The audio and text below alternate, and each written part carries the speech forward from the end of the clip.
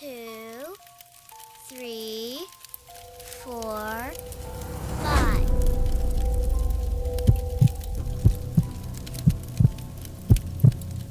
I was 15 when it happened. It was a Friday night in late September, just starting to get cold where I lived.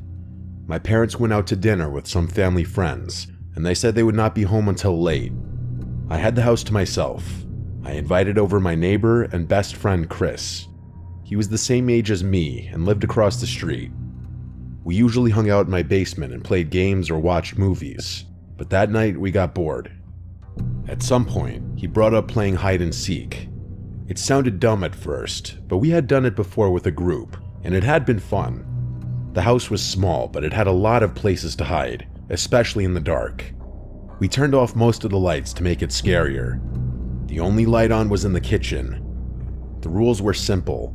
No going outside, no going into the attic or the crawl space. Basement, bedrooms, closets, and under furniture were all fair game. Chris wanted to hide first, so I covered my eyes in the living room and counted to 50. I could hear him running at first, and then silence.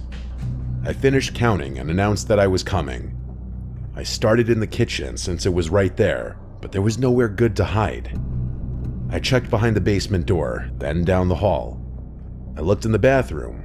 Empty. I opened the closet near the front door. Nothing. I went upstairs.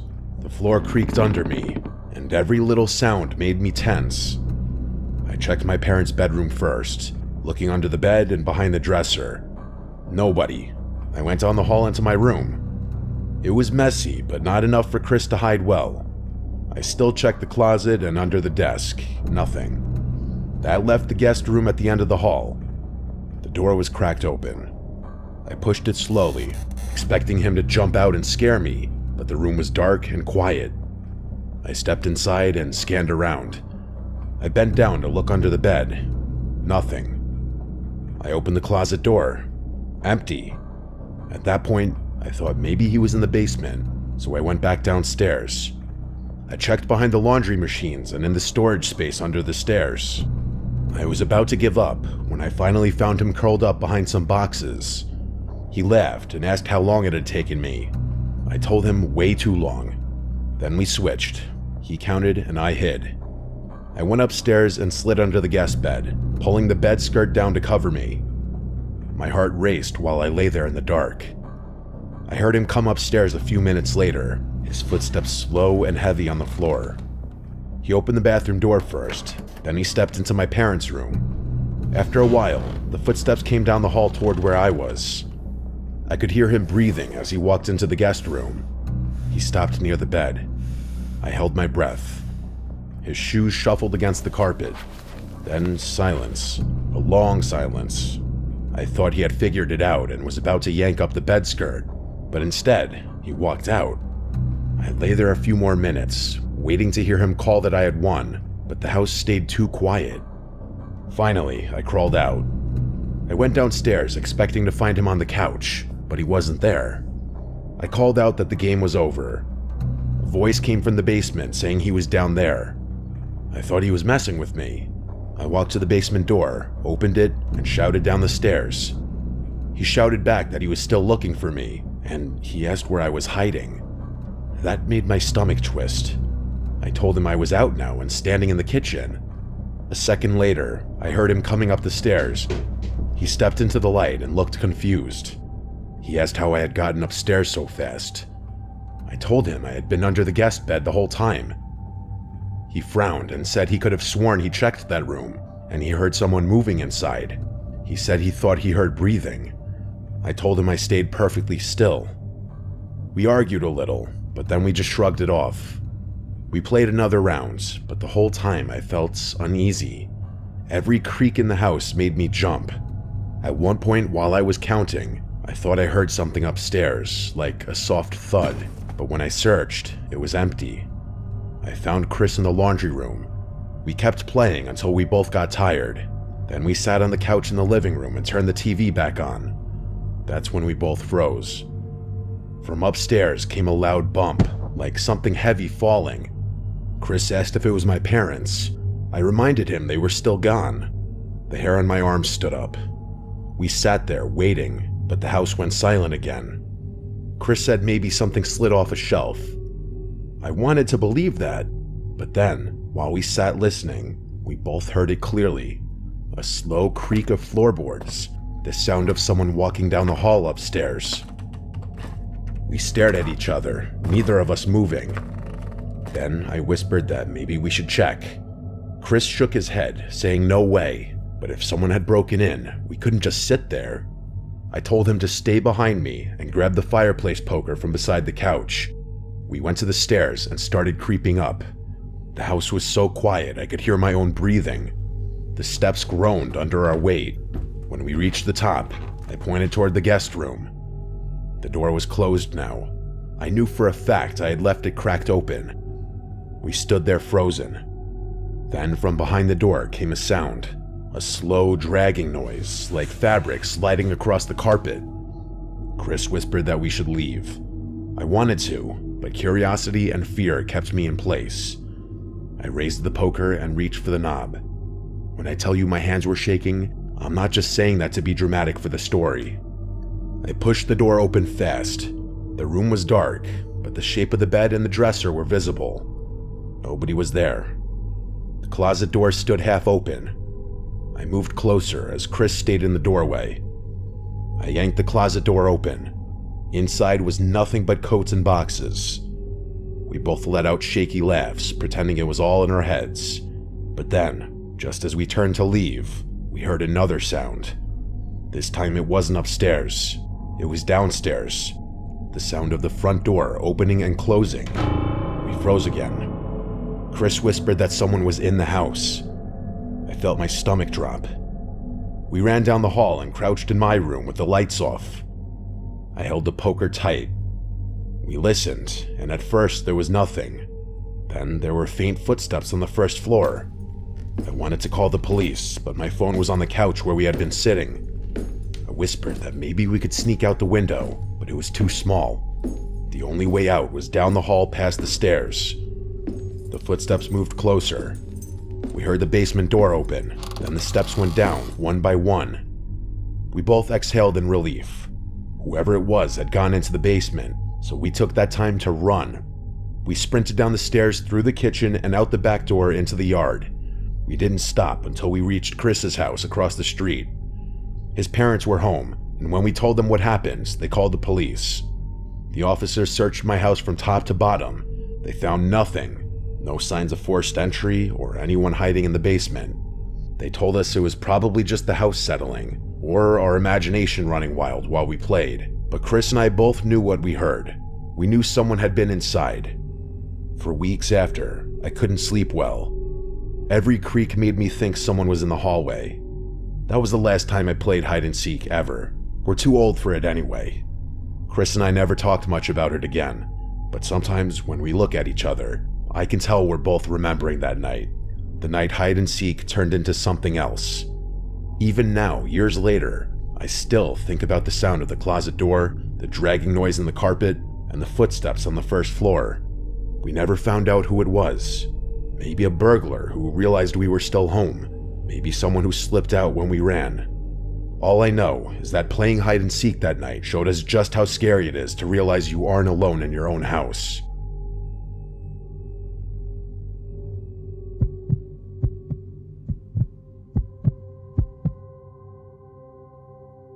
I grew up in a neighborhood that backed right up against a stretch of woods. The houses lined one side of the street, and behind them was nothing but trees for miles.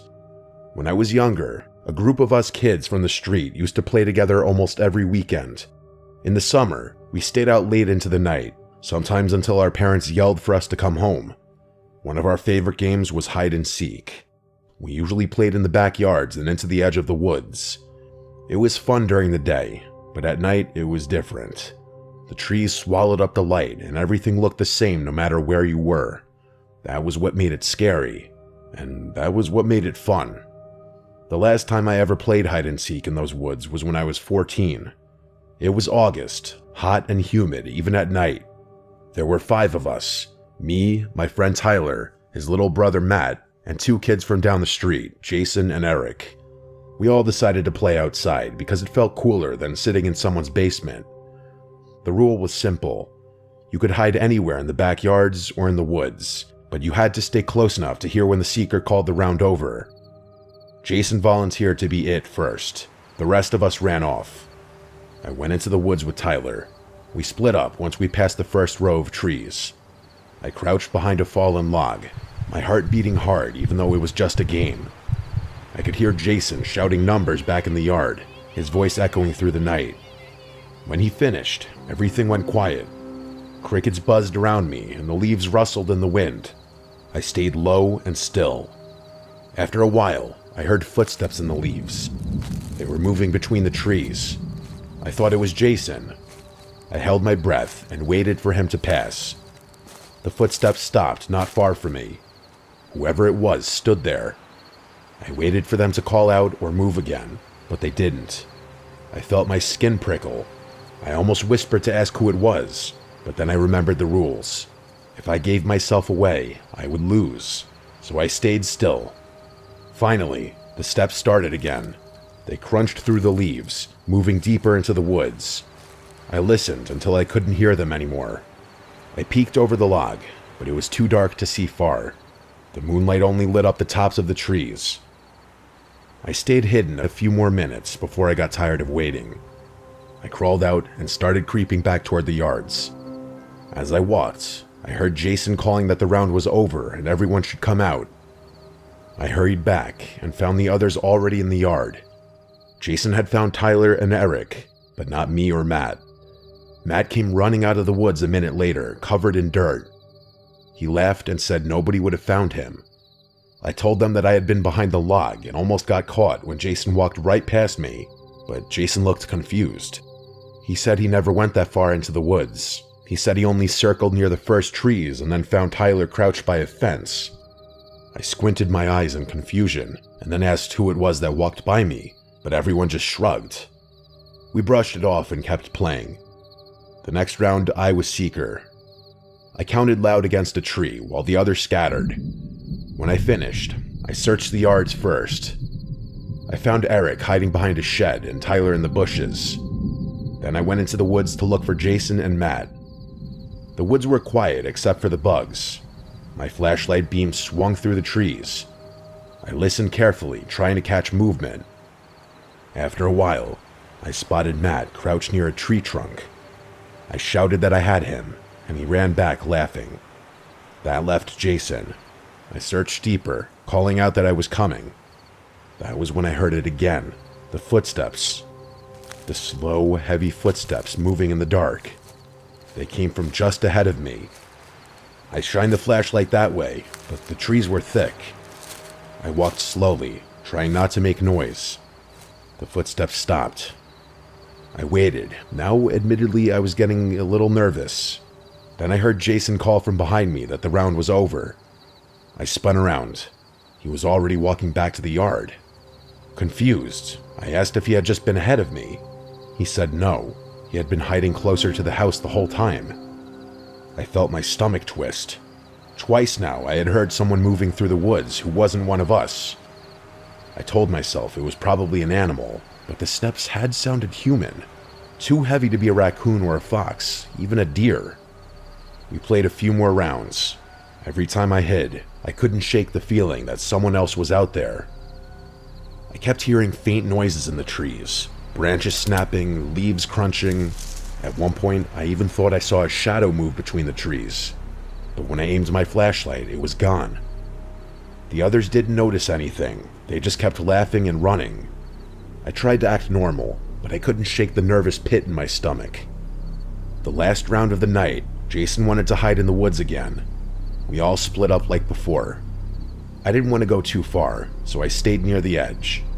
I crouched low in the tall grass. I could see the faint glow of the porch lights through the trees. I heard Jason's faint voice in the distance counting. When he was done, there was once again silence. After a few minutes, I heard something that froze me in place. It was whispering. A low voice, too soft to make out the words, but it was close.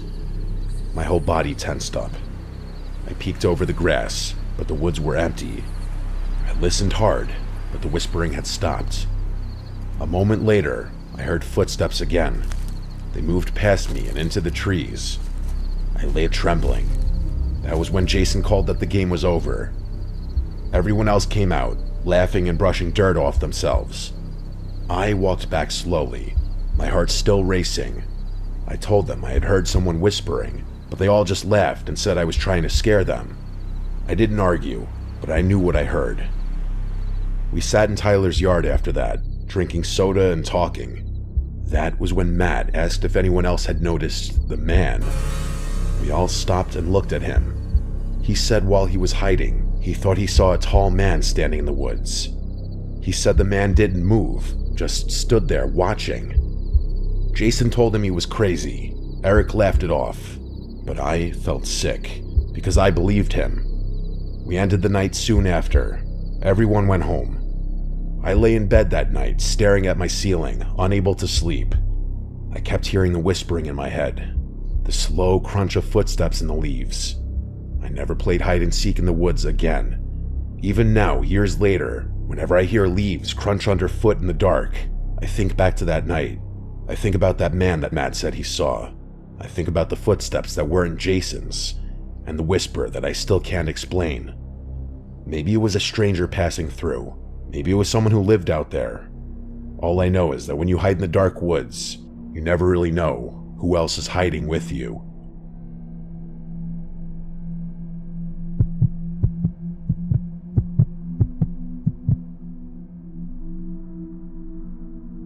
It was a hot Saturday afternoon last July. I was 14 at the time, and I live out in the rural part of Pennsylvania. My backyard is huge.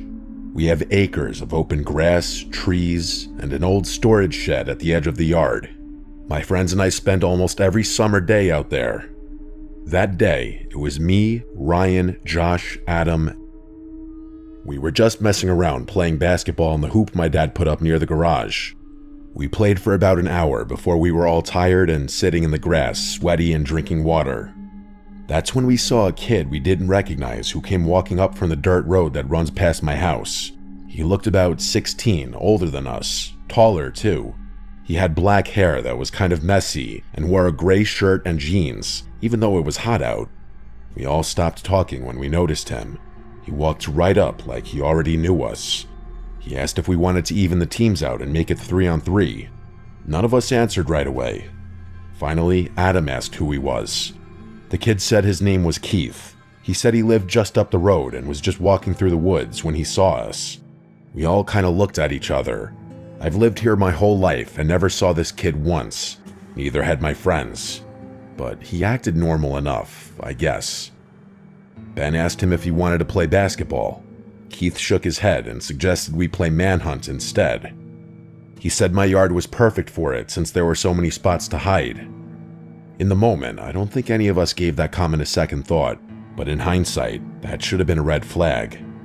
How would this kid know anything about my property? We all agreed to play. It sounded more fun than standing around in the heat. We split into 2 teams. Keith immediately volunteered to be on the hunting team first. He said he loved being the seeker. So it was Keith, Adam, and Josh hunting, and me, Ryan, and Ben hiding. Adam kicked a soccer ball to signal the start. We ran off into the yard while the hunters covered their eyes and counted. Ryan took off toward the tree line. Ben sprinted for the side of the garage. I didn't want to hide in the woods yet, so I went into the storage shed. It always smells like gasoline and old wood in there. I found a pile of folded tarps in the corner, so I climbed under one and lay still. I stayed under there for at least 10 minutes, but it felt like forever. Nobody came. I started thinking maybe the hunters had given up, but then the shed door creaked open. The tarp ripped off me in one quick motion. I guess it was an obvious spot. I looked up to Adam's smiling face. We both walked back to the patio. A few minutes later, Ben showed up. He'd been caught too. Eventually, Adam and Josh walked back. We all stood around drinking water, but Keith wasn't there. At first, nobody said anything. Then Josh asked where Keith went. None of us knew. We waited another 10 minutes, thinking he'd come walking back any second, but he never did. Adam finally shrugged and said maybe he was just some weird kid and left. The rest of us agreed, even though it felt strange that he would just disappear without saying anything. When the others left around sunset, I went inside. That's when I noticed something odd near my bedroom window. On the grass was this piece of rope. It was weathered and dirty, like it had been outside for months, but I know it hadn't been there earlier. I picked it up and tossed it aside, but it stuck in my head. The first thought I had was Keith. I told myself I was overthinking, but later that evening, I couldn't stop wondering if he'd gone inside the house while we were distracted. My dad usually leaves one of the side doors unlocked during the day. I went room by room, checking closets and under beds. Nothing. That night, I got ready for bed around 11. I laid there for maybe an hour scrolling on my phone when I heard something. Soft footsteps outside my door. I froze. My dad sometimes gets up at night to use the bathroom, but he always coughs or clears his throat. This was quiet. Too quiet. I called out for my dad. No answer. I sat up with my pulse racing. The footsteps stopped right outside my door. I finally got up and locked it. I stood there, staring at the handle, waiting. After about 30 seconds, I heard the front door shut. The sound carried through the whole house. I didn't waste a second. I ran to my dad's room and shook him awake. He groggily sat up while I explained what I heard. He didn't doubt me. He grabbed the shotgun from under his bed and told me to stay close. We searched the whole house together. Every closet, the basement, the garage. He even went outside and walked the property with a flashlight, but he didn't find anything. We locked every door and window after that. The next day, I told my friends, and they all laughed it off, saying Keith was probably just some weirdo passing through. But Ryan admitted he thought Keith was strange too. He said Keith barely talked during the game. He just stared at people. That night, I couldn't sleep. Around 2 in the morning, a scratching sound woke me up. It was coming from my bedroom window. I froze, staring at the blinds. The scratching was slow, like someone dragging a stick or nail against the glass. I didn't want to look, but I couldn't stop myself. I carefully bent one of the blinds open just a crack. On the other side of the window was a figure. I couldn't see his face, just the shape of someone standing inches away in the dark. I jumped back and screamed for my dad. I ran into the hallway, shouting until he came out of his room. He didn't hesitate. He ran outside with a shotgun, firing 2 rounds into the air. I heard him yelling that he'd shoot whoever was out here if they came back. The figure at the window was gone. The rest of the night, I didn't sleep at all. I sat in the living room with the lights on while my dad stayed up too. The next morning, he told me he thought Keith had been the one messing with us. He said if that kid showed up again, he'd shoot him. I know he wasn't fully serious, but that's just how my dad is. He said that kid isn't welcome anywhere near our house ever again. As far as I know, Keith never came back. But sometimes when I'm outside at night, I think about that rope by my window, and I wonder what he was planning to do if I hadn't woken up when I did.